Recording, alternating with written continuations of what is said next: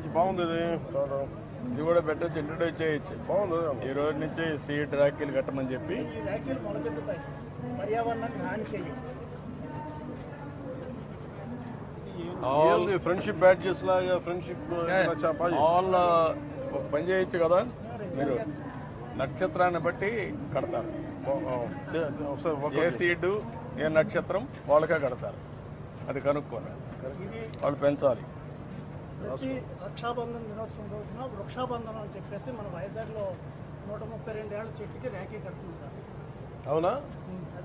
చూడచ్చు sir, how many years అది? అది ఇప్పుడు 142 ఉంది.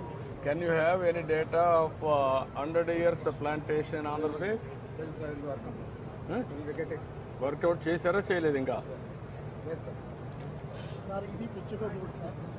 మేము సక్సెస్ చేసింది మన రాహుల్ పాండే ఐఎఫ్ఎస్ ద్వారా. మేము అంతకుముందు చాలా రకాల చెక్కతో చేసాము, కానీ చెక్కతో చేసిన దానికన్నా రాహుల్ పాండే గారితో ఇది చేసిన తర్వాత ఇది 3 అంగుళాలు డయా ఉంటుంది సార్.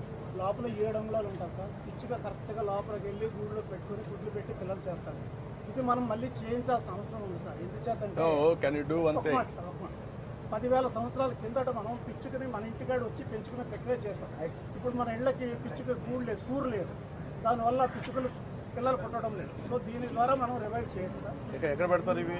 ఇళ్ళకి మనం వరండాలో పెట్టుకుంటాం సార్. వర్షం వరండాలోనే కాదు, సార్ ఆల్ పబ్లిక్ గార్డెన్స్లో ఎవ్రీవేర్ మీరు పెట్టగలిగితే, పబ్లిక్ గార్డెన్స్లో that is the place for them. నగర వనాలు పబ్లిక్ గార్డెన్స్ పెట్టి ఎవ్రీవేర్ పెడితే దాన్ని వాళ్ళు తయారు చేసుకుంటారు. ఇవన్నీ కూడా అక్కడ పెట్టచ్చు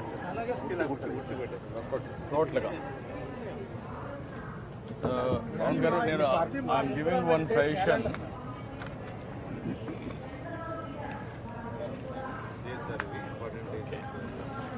ఒక సజెషన్ ఏంటంటే, ఇవన్నీ this is a good practices, బాగున్నాయి.